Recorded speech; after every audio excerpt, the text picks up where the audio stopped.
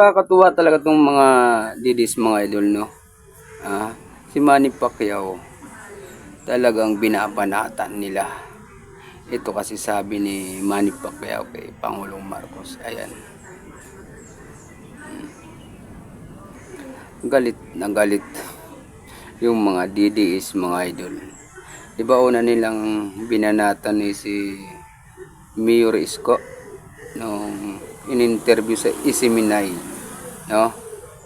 Na nagtanong si Banat Bay na ang mastermind daw ng korupsyon si Pangulong Marcos, diba? Na tinawanan lang ni Mayor Isko. Ayun, tinadtad ng mga comment ng mga DDS, galit na galit. Ngayon si Manny Pacquiao naman, ayan mga yan, nagsasabi lang ng katotohanan yan, no? At ito pa mga idol, no? May isang DDS na naghahamon kay Manny Pacquiao ng boxing. Panoorin nyo. O ikaw, Manny Pacquiao, hanggang ngayon hindi ka pa rin talaga sumasagot no? Pangilan na ba to? Pang-apat na. Manny Pacquiao. Walang ya.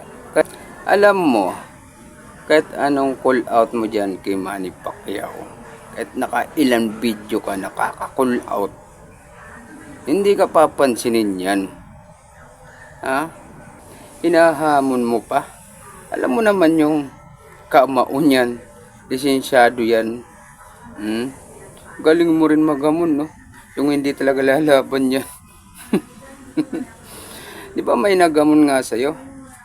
Yung si Romeo, isang vlogger din ni Pangulong Marcos. Oh, pinalagan mo ba? Di ba hindi? Patuloy natin. Kung ayaw mo talagang kasahan yung hamon ng taong bayan na mag-boxing daw tayong dalawa, ibigay mo na lang siguro, pwede na. Kahit sino dyan sa mga anak mo at ilaban mo sa tigasing doon ko yan. Para nang sa... Hindi ka papansinin nung anak niyan ni Manny Pacquiao. Alam mo ba yan? Marangal na tao yan. May pinag-aralan yan. Napapatol sa'yo. Sino ka ba? Diba? Sira ulo to eh. Alam yung mga DDS, hindi nyo lang tanggap talaga na maraming nagagawa si Pangulong Marcos. At hindi siya kurap. Yan na mismo nagsasabi yung mga kaalyado ni Duterte. Saan ba tayo maniniwala? Dito? O doon sa mga DDS vlogger? Na puro ginagawa nila ka-fake newsan. Gawa-gawa ng kwento. Siyempre dito na tayo.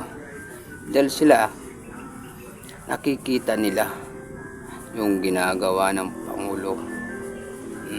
Itong mga DDS vlogger, kahit nakikita na nila na may ginagawa, nagbubulag-bulagan lang sila. Kaya kayo mga DDS, huwag kayong pauutok sa mga vlogger nyo. Puro kasinungalingan lang alam niyan. Gumawa ng kwento na walang kwenta. Hanggang dito na lang.